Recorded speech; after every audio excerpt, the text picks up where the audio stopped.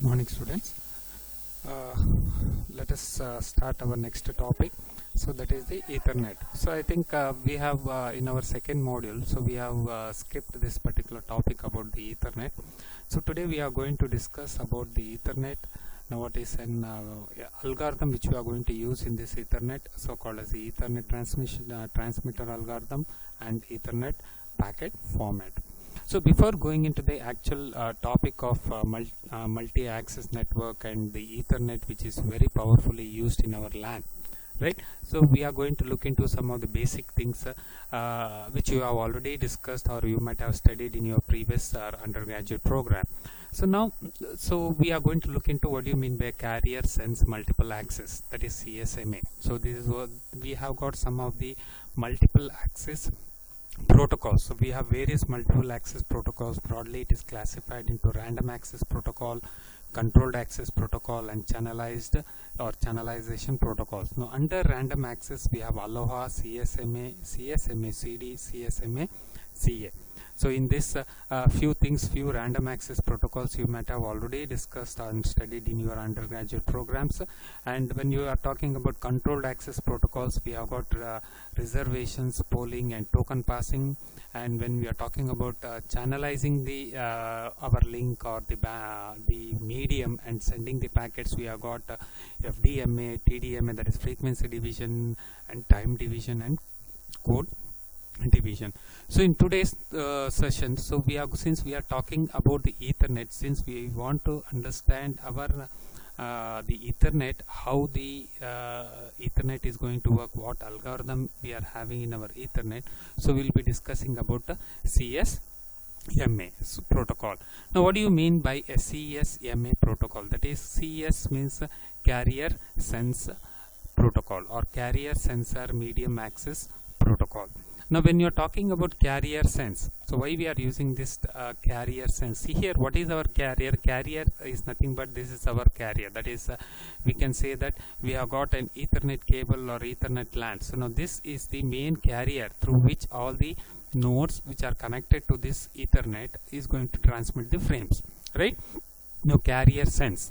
So now to minimize the chance of collision, see what happens is, suppose say that if this node, if it is going to transmit one particular frame, so if I'll say this is our source node and this, let us say this is the destination node. Now if a source node wants to transmit some frames to a destination node, if you assume that if the source node is trying to put one frame on this particular carrier, now what might happen is, not only these two nodes, there are so many other nodes which are commonly sharing this medium. That is the carrier what we are having, the Ethernet, it is commonly shared by all the nodes in our network. Since we have only one commonly shared the medium we are having, now if one node is want to send some frames to destination, and if it is started transmitting this particular frame, there might be a chance that another node also will try to transmit a particular packet or a frame to some other node. Now it might happen that these two, or say from this node also is trying to put one particular frame, want to transmit this frame. So now what might happen is that both these frames might get collide with each other. So now we have to see that to minimize the chance of collision and to increase the performance of our network, the CSMA method was developed. Now they developed an algorithm or a method which is called as the carrier sensor multiple access. Now what is the main principle of this particular CSMA protocol? The main principle is that sense before transmit, or we can also call as listen before we are going to talk, right? In general we say that before you want to talk anything, first listen carefully what the other persons are saying. Similarly here, sense before transmit. Now suppose say that this node wants to transmit one frame. Now before it is going to transmit this frame in this carrier, it has to sense the carrier. It has to check whether the carrier is free or idle, right? So whether the carrier you are having the free or idle. Now when you are going to sense this carrier, right, when any node which it wants, like say for example, if now this node wants to send one frame in our network, now before sending this frame, now it has to sense the carrier. Now when it is going to sense the carrier, there can be two possibilities. One is the carrier can be busy, right? The carrier will be busy. Busy means was transmission is taking place. That means now if this node, if it wants to send one particular frame in the network, first it sends the network. Now when it sends the network, it will come to know that it is busy.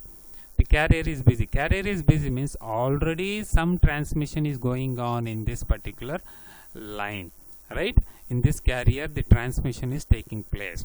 The second possibility is carrier may be idle. Idle means what? No transmission currently taking place. Now there is no frames in the packet. Now there is no frames in your carrier. So carrier is idle. So there can be two states when you are going to sense the carrier. Either the carrier can be busy or the carrier can be idle.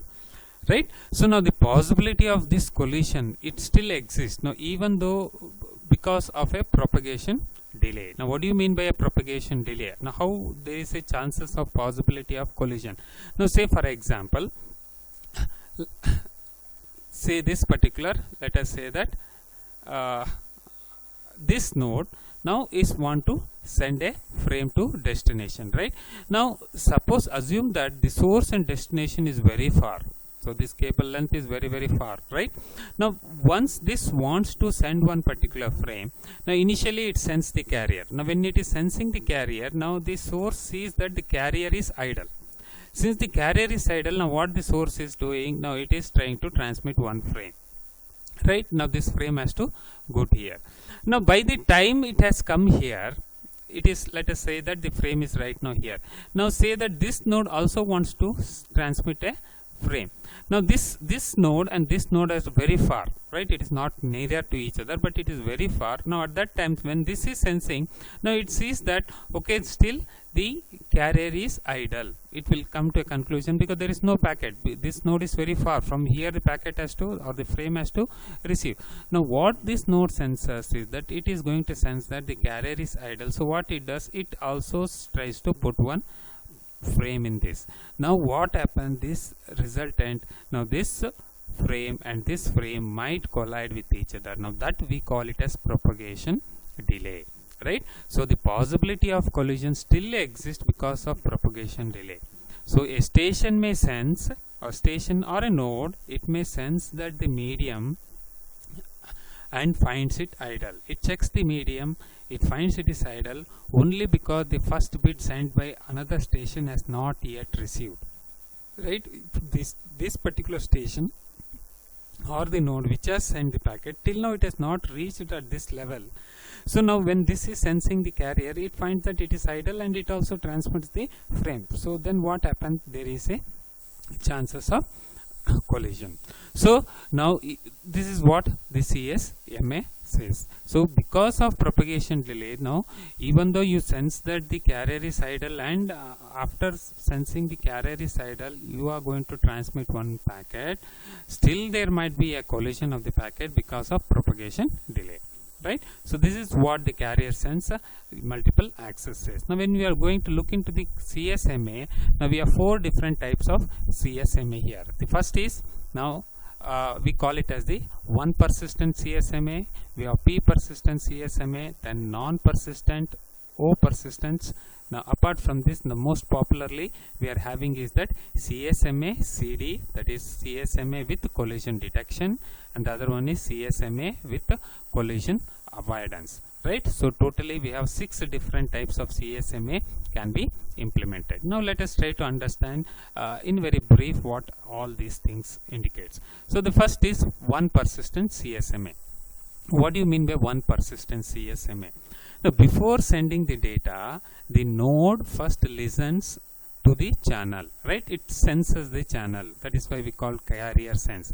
So before sending the data, a particular station or a node listens to the channel to see if anyone else is transmitting the data at that moment. That means it is going to sense the carrier and checks whether the carrier is busy or idle, right? Now if the channel is idle, that means if no one is transmitting, if the channel is idle, then that particular node transmits a frame. It is very obvious. Whenever the channel is idle, it says that okay, there is no frames in the in the channel, so we can transmit the frame. If it is busy, if the channel is busy, so then it sends the transmission medium continuously until it becomes idle. Now this is very important. Now try to look here. Now what happens is that now a sender is going to first sense the carrier. If he finds it is idle, no problem, he will transmit the frame. But suppose if he finds that it is already busy, that means your transmission line is busy, someone else is transmitting the data.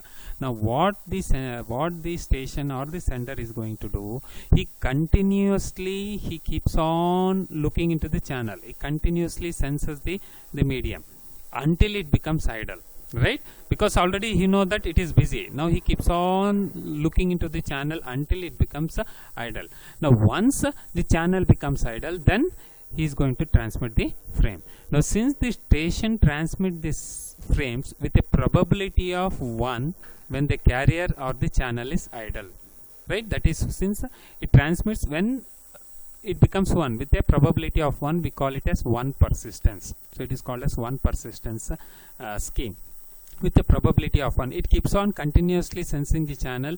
Now at one particular time when it becomes idle, immediately transmit the packet or the frames. If it is busy, it keeps on sensing the channel continuously. So in this particular scheme called as 1 persistence CSMA, right? So now the longer the propagation delay, the more important this effect becomes and worse the performance of the protocol. Now what happens is that, now if suppose say that now if a sender wants to send one frame, now it senses this medium. If it is idle, it transmit the packet. If it is busy, now it keeps on checking, it keeps on sensing the medium when it becomes idle, Once it becomes an idle, it is going to transmit. Now if there is a longer propagation delay, right, if the propagation delay is wrong, what we have just now seen, what do you mean by a propagation delay? If these nodes are very far, now to this node it finds that the particular link is idle, the channel is idle, but actually there might be a packet going on between this node to this node. By that time, now if it is thinking that it is idle and if it transmit a packet, so then the packet or the frame might collide. So if the longer propagation delay, so then more important that this effect becomes this effect is important and it affects the performance. Performance is worst because see here what happens in 1 persistence. If you find that the link is busy, you keeps on sensing continuously until the line becomes idle, right? That is what we call 1 persistent CSMA. The next is non-persistent CSMA. Now here what happens, before sending, the station or the node senses the channel, obviously like in 1 persistence. If no one else is sending the station, then you transmit the frame, right? If the channel is idle, you transmit the frame.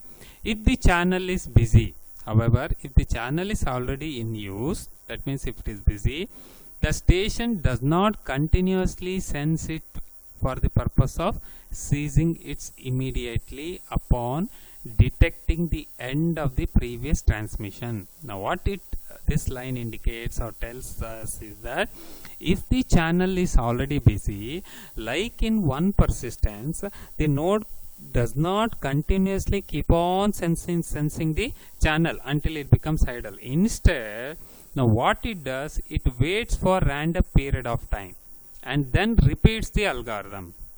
That means now if this node wants to transmit one frame, now it checks the channel. If it finds that this particular channel is busy, so then it is not going to sense the channel again continuously. It stops for after certain random period of time, right? It waits for random period of time. Let us assume that okay, now the channel is busy. So then what this node does, okay, I will wait for 1 minute. After 1 minute, I will check whether it is busy or idle. After 1 minute, it checks the channel. Now again it finds that it is busy. Then again randomly, okay, now again still the channel is busy. So what the node will decide, okay, again I will check the channel after 30 seconds. Now it will wait for 30 seconds, and after 30 seconds, it will once again sense the channel. And if it finds it is idle, it transmits the frames. Otherwise, again it will wait for certain random period of time. This is the difference between non-persistence and one persistence. In one persistence, it keeps on continuously sensing the channel here. So it waits here for a random period of time and then it repeats the algorithm. That means it checks the channel. If it is free or idle, transmit the frame. Otherwise, again wait for certain random period of time. After random period of time, again apply the algorithm. So now this algorithm leads to a better channel utilization, right? So we know that channel utilization we can do it better because continuously you are not sensing the channel here, but longer delay than one persistent CSMA. Now it might happen here that there might be a longer delay because now randomly you are going to wait. So you check that channel is busy. Then you decide, okay, after 1 minute of time, I am going to once again I am going to look into that particular channel. But you see that we are already transmitting this particular frame. Since it is, it might be free within 30 seconds, but you are waiting or you are going to look into the channel or sense the channel only after 1 minute of time. So you will be having a longer delay than one persistence CSMA, right? This is what non-persistence is. Next we have got another scheme which is called as P persistent CSMA. Now P persistent CSMA, now it applies to slotted channels. Now here what happens, now this P persistence is going to apply to the slotted channels. Now slotted channels means what? Now here, as the name only says that, now we are assigning some slots. So we are going to assign some slots in the channel. Now so that even though if the channel is free also, you cannot transmit the frame until unless you get your slotted period. That is what it indicates. So when a station becomes ready to send, it senses the channel. If it is idle, whenever the channel is idle, no problem, it transmits with a probability P. Now, when it is not able to transmit the probability with the P, see, if P is the probability, then what is Q? Q1 minus P. Now, during that time, Q, it has to wait until the next slot. So, we should come to know when is our slot. So, every channel will be allotted certain slots. The stations are allotted certain slots. Even though the channel is idle, now a station cannot transmit the frame until its slot comes. Now it has to check, one, the station or the channel should be idle. The second, the slot. Its slot should come. When its slot is there, then only it can transmit the signal. If that slot is also idle, so your slot also should be idle and the channel should be idle, so then only you can transmit, otherwise you cannot transmit the signals. Now this is what we call it as an the P persistence CSMA. Now let us look into this diagram. Now this diagram will be more clear for us to understand how these things are working, right? Now this first one is the one persistence CSMA. Now observe clearly in our one persistence CSMA. Now what is going to happen, right? Now you want to transmit one packet. Now if a node wants to transmit one frame, now it is going to sense the channel. Now this is our channel, this is the channel, that is the time. Okay, now it checks here, right now you are at this moment of time. Now you are going to check the channel. Excuse me. Now what you are seeing, now you are seeing that already the channel is busy here. Now this blue color indicate that the channel is busy. Now you see this channel, you see it is busy. Next what you do, next moment of time, again you are going to sense the channel. You see it is busy. Continuously you keep on checking the channel. Now you see that at this moment of time, now the channel has become idle. That means already some station has transmitted, transmission is over and the packet or frame has received the destination. Now no one else is using this channel. Now you come to know that you keep on continuously keep on checking the channel. Now once you get the channel is free, then this node is going to transmit its frame. This is what happens in one persistence, right? Now this is very clear now. Now come to the second one, non-persistence. Right now in non-persistence what is happening, now at this moment of time, right, now you sense the channel or at this moment of time. You are going to sense the channel. Now when you look into the channel, what is the status? The status is busy because some packets is going on. Then what you do, you wait for random period of time.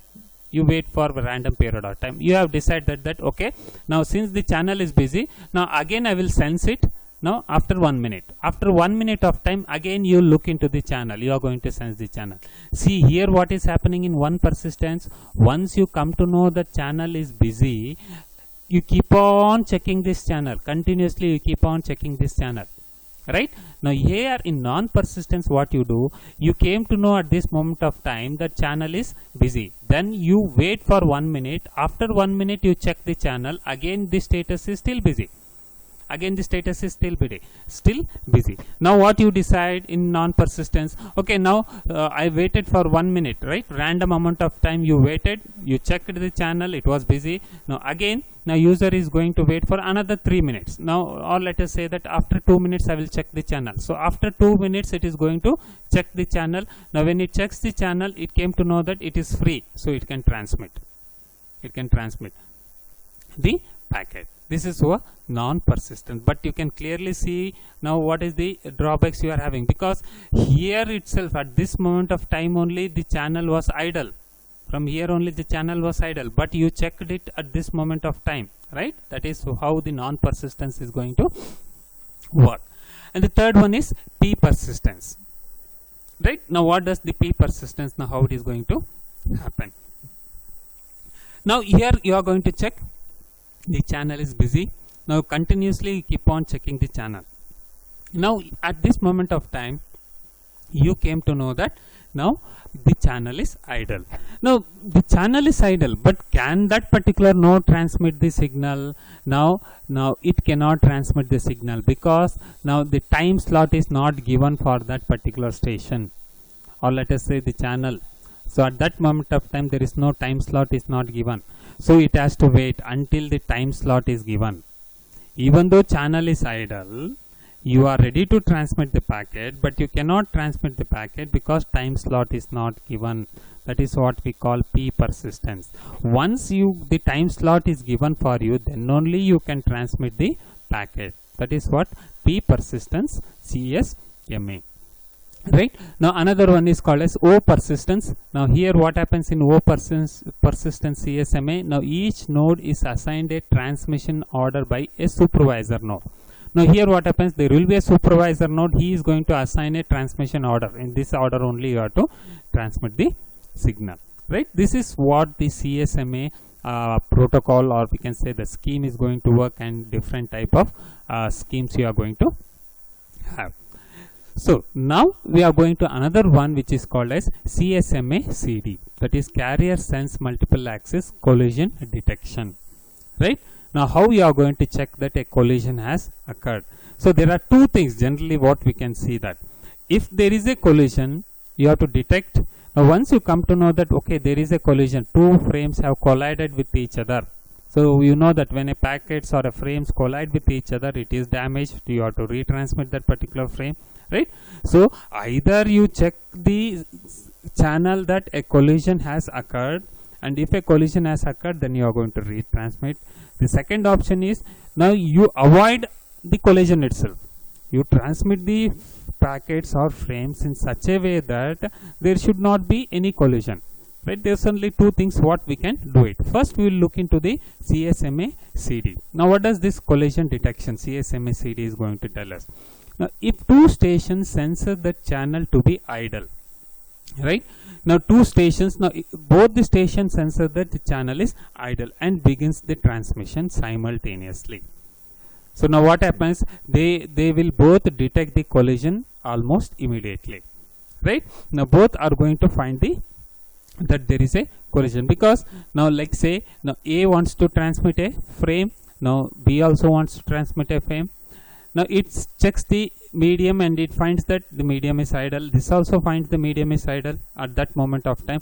Now what is happening, both the nodes is going to transmit the frames simultaneously. Since both have checked that the medium is idle, both is going to forward the frames. Now both the frames will collide. Immediately there will be a collision. Now rather than finish transmitting their frame, now which are irrevertible guard, right? Now here irrevertible, so what we are going to tell is that now instead of finishing the transmission, see, now here you have started the transmission before you finish transmitting the last byte of this frame, and this also is going to transmit see, we have assumed that both are transmitting simultaneously. Now when one has finished last bit, then only you have to see that now another node or the station is going to transmit the signal. Otherwise what happens, now there will be a collision. Now collision is going to detect. Now once there is a collision, now you have to immediately, it says that you have to immediately, you are going to stop the transmission as soon as you detect a collision. Even though you might have not completely transmitted, there are certain few last bit to be transmitted, but you have detected a collision. Now once you detect a collision, now it says that you are supposed to you are going to stop the transmission. So you are going to garbled anyhow. So they should abruptly stop the transmission immediately once you find that the collision has been detected. So quickly terminating the damaged frame saves the time and bandwidth, right? So now after detecting that okay, everything has happened, then detecting is very consumes the time, but what it says is that you have to detect it very quickly. As soon as you are going to detect that a collision has happened, immediately it says that you stop, even though you might have transmitted half of that, immediately you stop it. That is what it says that, right? Now this protocol is known as CSMA CD, that is CSMA with collision detection, and CSMA CD is generally used in LAN. So in our Ethernet, what we are going to discuss in our in the topic, now in the Ethernet, now we are going to use this CSMA CD. Now access method used by our Ethernet is called as CSMA CD, right? Now one of the important points what we can try to understand here in CSMA CD is that at the point marked at T0, now a station has finished transmitting its frame. Now let us say that now this is the transmission period. Now this is the transmission period, now where you are transmitting the frame. Now let us say at time T0, now you have finished the transmission period, right? At point T0, now station has finished its transmission period. Now any other station having a frame to send may now attempt to do it, right? Now other station now which wants to transmit, now it can do it because this station has finished this transmission at time T0. Now if two or more station decides to transmit simultaneously, now there will be a collision, right? So now if two or more station tries to transmit simultaneously, you know that you will be having a collision. Now how we are going to do that? How we are going to check the collision has occurred? Now collision can be detected by looking at the power or the pulse width of the received signal. So whenever a packet or a frame is received by the receiver, it checks the width, it checks the power or the pulse width. If there is a variation in the pulse width, so then we can assume that there is a detection has occurred. Now after a station detects a collision, now what it does, it abrupts its transmission. That means it stops its transmission, waits for a random period of time, and then tries again. What it does, it cancels the transmission, waits for certain period of time, and once again it tries to transmit, assuming that no other station has started the transmission, right? Now assuming that no other station has transmitted this transmission, so it has detected a collision, right? So two frames have collided. So what the station is going to do, as soon as it detects a collision, it stops its transmission, waits for certain random period of time, and once again tries to retransmit. So we are going to assume that no other station has started the transmission. Now it is going to transmit. Now when we look here in this diagram, now we are having a particular model for CSMA CD. Now we have some alternating contention and transmission period. Now there is certain period which is called as contention period. Right, now you look into this diagram. Now this is, we call it as a transmission period, because in this period a frame is been transmitted. Then there is a certain fixed period of time which is called as contention period. Now when there is a contention period, no nodes or station can transmit a frame. Right, now there will be certain fixed period of time which is called as a contention period. Now say for example, now I want to transmit a particular frame in this particular medium. Right, now I sense the carrier. Now I find that now if it is an idle period, then only I can transmit a frame. Right, now if I sense the carrier, now I get this type of contention period. Now when there is a contention period, now this contention period will be of a fixed time duration. Now if it is a contention period, now I cannot transmit a packet. Now I cannot transmit a packet whenever there is a contention period. Only when the channel is idle, so you can transmit a packet. So what we are saying, the model for CSMA CD, it consists of alternating contention and a transmission period. Transmission period means what? The channel is busy, some packets are going on, with idle period occurring when all stations are quiet. So when all the stations are quiet, when nobody is trying to send a packet or a frame, now at that time it will be idle period. Now when it is idle, now I can transmit one frame, otherwise it will be contention period will be there. So like say if some packets are already going, if some packets are already moving in this particular channel, so now for me I will be seeing this as a contention period. For me I cannot send, because some frames are there in the packet, some frames are there in the channel. Now once that frame is been received by the receiver, so now this contention period will go off, it becomes idle period, so I can transmit the frame. So now that is what it says that. Now if the distance increases, we know that since it is an Ethernet, if it is the LAN, now if the distance increases from source to destination, efficiency of CSMA also decreases, because there will be a propagation delay will come into the picture. Right, if distance increases, efficiency decreases, and CSMA is not suitable for long distance network like WAN. So whenever you are using a WAN, now we cannot use this particular CSMA CD.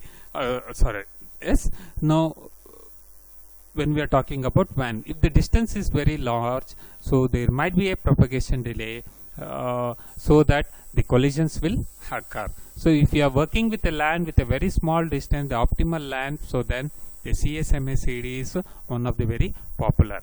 So now to increase this efficiency, what we can do is, if the length of the packet is bigger, that means the frame size what you are going to send, if that length is bigger, the efficiency of CSMA also increases. Instead of sending small, you can send larger packet, and by default the maximum size length of bytes which can be transmitted in our Ethernet is 1500 bytes. You have to remember this. So maximum you can send 1500 bytes. So one packet size, frame size, can be maximum of 1500 bytes you can send. And some other important point is transmission time. So transmission time in CSMA CD will be always greater than round trip time of 1 bit, and similarly transmission time will be greater than or equal to 2 times the propagation time whenever you are using the CSMA CD. Now the second one is, that is the differences what we are going to find between the CSMA CD and CSMA CA. Now when you are talking about the CSMA CA, that is collision avoidance, right? So what is this collision avoidance means? Now this is the way in which before you have a collision, you have to make, or you are going to sense the carrier, you are going to sense your network carrier in such a way that you transmit the packet without occurring any collision. So now carrier sense multiple access with collision avoidance. Now it is a network multiple access method in which carrier sensing is used, but nodes attempt to avoid the collision by beginning the transmission only after the channel is sensed idle.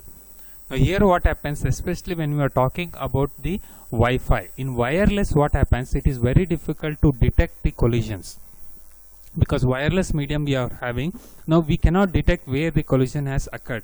So in that medium what we do is, before you transmit in such a way that there is no collision itself. So especially in terms of wireless network where the collision detection is very difficult or not possible, so what we try to use is that, so we are going to use CSMA CA, collision avoidance. But this collision CSMA CA is an unreliable due to the hidden node problem and exposed terminal problem. So we have two problems which comes in CSMA CA. So you can later on you can look into the books, or you can do the research and try to understand what is these two problems. One is the hidden node problem and the other one is the exposed terminal problem. Because of these two problems, so CSMA CA is unreliable. Right now, of course, we have certain solutions also for that. We can use RTS and CTS exchange, through which now we can make more reliable. That is, we can make CSMA CA reliable. So this is about the CSMA CD. Now, because when we are talking about our Ethernet, in Ethernet now we are using CSMA CD, right? So you have to remember two things here. The CSMA CD is used in Ethernet, CSMA CA, CSMA CA, that is collision avoidance, it is used in Wi-Fi, it is used in wireless technology. Right now, this is about our few basic things which you should know, what is that carrier sense and how it is been doing. With these basic things, now we will come to the actual concept which is given in our syllabus, that is the multiple access network. Now when we are talking about our Ethernet, now first we will try to look into the some of the physical things. Now how this Ethernet is been connected. Now if you look into this particular diagram, now when you have got a host, now always this is our Ethernet cable. Now this Ethernet cable and a host are connected with an adapter. So this is what the NIC card or NIC adapter, you know that this type of adapter is there in our laptop or in the system. Now to this adapter, now the cable, by using the Cat5 or Cat6 Ethernet cable, now you are going to connect. Now you have got an adapter, you have a transceiver. Now with the help of this device, now you are going to connect your Ethernet to your node or the system. Now also multiple Ethernet segments can be connected together. We can join the multiple Ethernet segments together by repeaters. Now repeaters, it's also called as an hub. Now if you look into this particular diagram, now you have got various LANs are there. Now these LANs further it can be connected with a repeater. So maximum we can use 4 repeaters. Some nodes which are there here, this is your Ethernet cable. Now it can be connected to a repeater 1, repeater 2 like this, and these repeaters are once again interconnected. Now we call it as an hub, right? Now this also can be done here. So now we will look into the access protocol for the Ethernet. Now we have one important algorithm. So the algorithm is commonly called as Ethernet Medium Access Control or MAC, which is implemented in the hardware of our network adapter. Now in this network adapter or NIC card itself, now we have this particular, that is Ethernet Medium Access Control. Right now, what is that medium access control protocol it is using? It is using CSMA CD. Just now we have discussed that the access method of Ethernet is CSMA CD, and the encoding method, now which is the encoding method? So the encoding method is the Manchester encoding technique which has been used. So you know that, so now this particular is used in both the layers. It comes in physical layer, that is in data link layer, right? It is used in data link layer as well as the physical layer. Now when you are connecting your Cat5 cable here, now from this system, now it should be converted into signals, right? And it should be transferred to the physical layer via the Ethernet cable. The data has to go. Now how you are going to use the technique, what you are going to use, it is you are going to use the Manchester encoding technique. Now already we have discussed this Manchester encoding technique, how it is being done. So this is the device, that is the physical properties. Now how the adapter we are going to use and we are going to connect. Next we go to another important thing, which is called as the Ethernet transmitter algorithm. So now what does this algorithm, now how does the Ethernet is going to transmit, right? So that we should understand. Now when the adapter has a frame to send and the line is idle, right? Now the adapter wants to transmit one particular frame, and it checks that particular Ethernet cable. Now we know that which is the method we are using, CSMA CD we are using. It checks it senses the carrier, it finds that it is idle. Now it transmits the frame immediately. And the upper bound maximum, what is the byte, the size frame, we can transmit 1500 bytes in the message. So in that particular message you can transmit. So means that the adapter can occupy the line for a fixed time of length, because we know that we can the adapter can transmit the maximum 1500. Now how much time is needed to transmit this? That much time only it can access the line. And when the adapter has a frame to send, and if the line is busy, what we have to do? If it is idle, no problem, it transmits the frame. If it is busy, it waits for the line to go idle and then transmit immediately, right? So now the Ethernet is set to be the CSMA 1 persistent protocol. So here which one we are going to use? We are going to use the Ethernet is going to use CSMA 1 persistent protocol, because an adapter with a frame to send transmits with a probability of 1 whenever the busy line goes idle. Already we have seen what happens in 1 persistent. Continuously the Ethernet, it keeps on sensing. Whenever it becomes idle, it transmits the signal. Clear?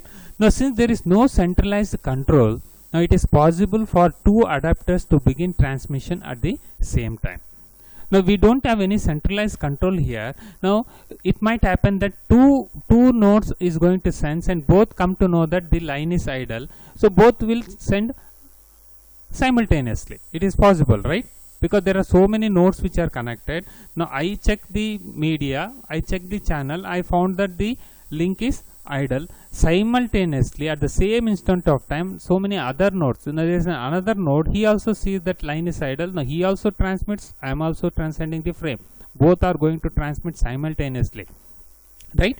Now either because both found that line is idle, or both have been waiting for a busy line to become idle. So now what happens when this happens? Now both frames are set to collide on the network, because both are going to transmit the frame simultaneously. Now there is a collision. And since Ethernet supports collision detection, collision has occurred, it supports the collision detection. Now either sender is able to determine that a collision is in progress, right? Each sender, now all the sender, when there is a collision, so we can detect that particular collision. So we come to know there is a collision is going to occur. Now how actually we are going to detect? Now this is the scheme what it is been used here. Now, at the moment an adapter detects that its frame is colliding with another, right? Now what it does, it makes sure to transmit a 32-bit jamming sequence. Now it is going to send one jamming sequence, 32-bit jamming sequence, and then stops transmission. Like say for example, now I detect a collision has occurred, right? Now when I sense the carrier, now once I detect that yes there is a collision here, immediately what I do is I send one 32-bit jamming sequence and I stop the transmission. Now thus a transmitter will minimally send a 96 byte in case of collision. They are going the total it will be 96 byte. 64 bit is the preamble, that is what you are going to transmit your packet frame, plus apart from that you are going to send one 32-bit jamming segment. So total it will be 36 bit you are going to transmit in that particular frame. So now this is what we are going to have.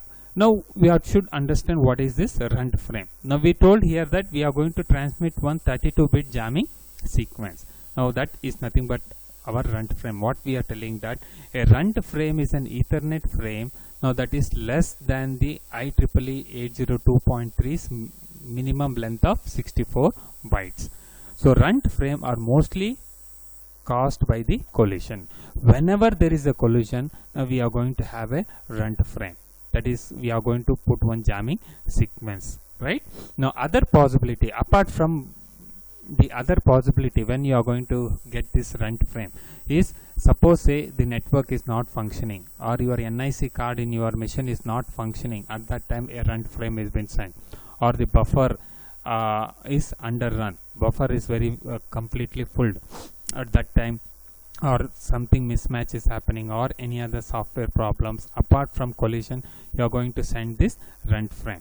So this is what the transmission, or we can say Ethernet transmission algorithm we are going to, this is what the transmission algorithm we are going to find. Now let us look the worst case scenario when the transmission algorithm is going to happen. The worst case scenario, when you look here, what happens is that initially, now you can see here, A is going to transmit a frame. Now when A transmits one frame, now at a particular period of time t, now A transmits a frame, right? Now the frame, after certain period of time t plus d, after certain particular time period duration d, now the frame is reaching at B, right? Now frame has been reaching at B. Now once it has been reaching at B, because already frame has reached B, but still this frame has not been read by B. Now what B, now B will think that okay, now the channel is idle, so because it has been received but still the last bit has not been read. Now what B does, now B begins transmission at time t plus d. Clear? At time A has transmitted the frame, it has reached B at t plus d. Now immediately at that particular period t plus d, now B starts its transmission. Now you can see here B also puts one particular frame, it also starts the transmission. Now since what happens, still complete bit from this frame has not been read, at the same time t plus d, now B is also transmitting the frame. Now what happens, both the frame collides, right? Now as soon as there is a collision, the B, since it has detected a collision, now what B does, now B is going to send a runt frame. What is this runt frame? It puts a 32-bit jamming sequence. It transmits a 32-bit jamming sequence and it sends. So now B's runt frame arrives at A at time t plus 2d. Right? It is obviously because at t plus d it is going to send sense the collision, and again the runt frame to receive at A it needs d time duration d. So t plus d plus d, it becomes t plus 2d. At t plus 2d, now the runt frame is being received by the A. Now when it receives that, so A comes to know that yes, the previous packet which I have sent, now there is a collision has been occurred. So because of the collision, the packet or frame has been damaged. Now again, now A is going to once again sense the medium. If it is idle, it retransmit that particular frame. So that is what we call it as the runt frame, and how the CSMA CD is being used by the Ethernet. So next we will talk about, we should understand what do you mean by exponential backup. So once an adapter has detected a collision and stopped its transmission, because once a collision has detected, now what it does, adapter, it stops the transmission because it has to retransmit, right? So in order to retransmit, it waits for a certain amount of time and transmits again, right? Each time the adapter tries to transmit but fails, it doubles the amount of time it waits before trying again. This is what called exponential backup, or this strategy of doubling the delay is called as exponential backup. So like say for example, now I have detected a collision. So what I do, now I will, let us assume I wait for 1 minute of time. Randomly I wait for 1 minute of time to retransmit. Now once I wait for 1 minute and again I sense the channel, I found that it is busy. Now what I do, I double the time, waiting time. Previously I waited for 1 minute, now I will double the time I wait for retransmitting. So this concept we call it as the exponential backup. So this is what the Ethernet transmitter algorithm. So next we are going to look into the packet format. So what is the packet format of our Ethernet? What is that particular frame format we are going to discuss? Now what is this Ethernet? Now as you already know, one of the most widely used wire LAN technology is our Ethernet, and it operates both in data link layer and physical layer. Now, family of networking technologies now that are defined by IEEE 802.2 and 802.3 standards is our Ethernet, and this Ethernet now it supports the data bandwidth of 10, 100, 1000, 10,000, 40,000 and 100,000 Mbps or 100 Gbps. Now these are the different standards of Ethernet which has been available in the market or defined by IEEE. And when you're talking about the Ethernet standards, now it is defined by layer 2 protocol and layer 1 technologies. Now layer 1 technologies means what? Our hardware, or we can say the Cat5 cable, Cat6 cable, that also is there, and we have got the MAC protocols which comes in our data link layer. So these are the standards what is been followed by the Ethernet. And when you are going for the evolution of the Ethernet, started with the standard Ethernet was just supporting 10 Mbps to now we have got the Ethernet which supports 100 Gbps, right? So this is how the Ethernet has been evolved over years. Now we will look into the frame format. Now what is the frame format of our Ethernet? Now the frame format of our Ethernet, when you look here, it is a 64-bit preamble. Now you will be having a 64-bit preamble we will be having. So already we discussed that when there is a collision, now it will be 64-bit plus 32-bit jamming signals we are going to send. Now when you look into this first here preamble, which is of 8-bit actually, further if you look properly here, you have got 7 bits of preamble. Now what is this preamble? Preamble is nothing but it is 56 bits of alternating 1 and 0. Now generally we use this preamble for synchronization. For synchronization, now we are using first 7 bits which is a preamble. Now this 7 bits will be alternating 1s and 0s. Now next 1 bit we call it as the start frame delimiter. So this frame, the 1 bit is of a start frame delimiter, and this is by default, this will be the number 10101011. Now in this 1 byte, the last 2 bits, once again, the last 2 bit of this start frame delimiter, it indicates the destination address. Now what is the next coming bit is nothing but the destination address. Now when I read this 11, I will come to know the next 6 bit is our destination address. Now you will be having 6 bytes of destination address, 6 bytes of source address. Now here this destination address and the source address both are our MAC address. Because we are at the data link layer, you know that we are at the physical layer. At physical layer, which address is important for us? MAC address. Now here we will be having the MAC address. Since the MAC address is of 6 bytes, so destination address and the source address will be of 6 bytes, right? Now then we have got the length, 2 bytes will be of the length, that is the type, what type of data we are going to send here, followed with the, we will be having the data, right? And last is 4 byte is of your CRC.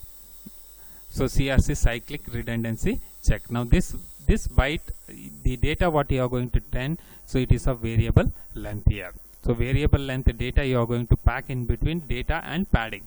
Now generally this padding is used to make your frame as fixed size. To make it fixed size, sometimes you might need to add some bits to your data, and you make it a fixed size frame, and you are going to transmit that particular data. The last 4 byte is cyclic redundancy check, that is called as the CRC. So this is our Ethernet frame format. So now more we are going to look into this addressing. The addressing in Ethernet is very, very important. Now here we are going to use this 6 byte. So as we told that now you will be having both destination as well as the source address is of 6 byte. Now this destination address and the source address, this 6 byte is of our MAC address, and we know that already the MAC address is given by the manufacturer. It is on our Ethernet NIC card, right? Now here when you are taking, like say for example, now this is a MAC address, it is of 6 bytes. Now this is 1 2 0 3 3 byte, 4 byte, 5 and 6 byte. So 6 byte means we have got around 12 hexadecimal digits. So MAC address will be in hexadecimal, IP address will be in decimal, right? So when you look at this hexadecimal number, you have to identify that this is a 12 hexa digits or 6 bytes. So totally it will be 48 bits, right? 6 byte means 48 bits. Now when you are considering these addresses properly here, the first byte, right? So now this is first byte 06, right? This is the second byte. So like this totally we have 6 bytes. Now if you take this 6 byte, now in this the first byte is very important. Now this first byte of address, it tells us what type of communication you are going to have, whether it is a unicast, whether it is a multicast, or whether it is a broadcast, right?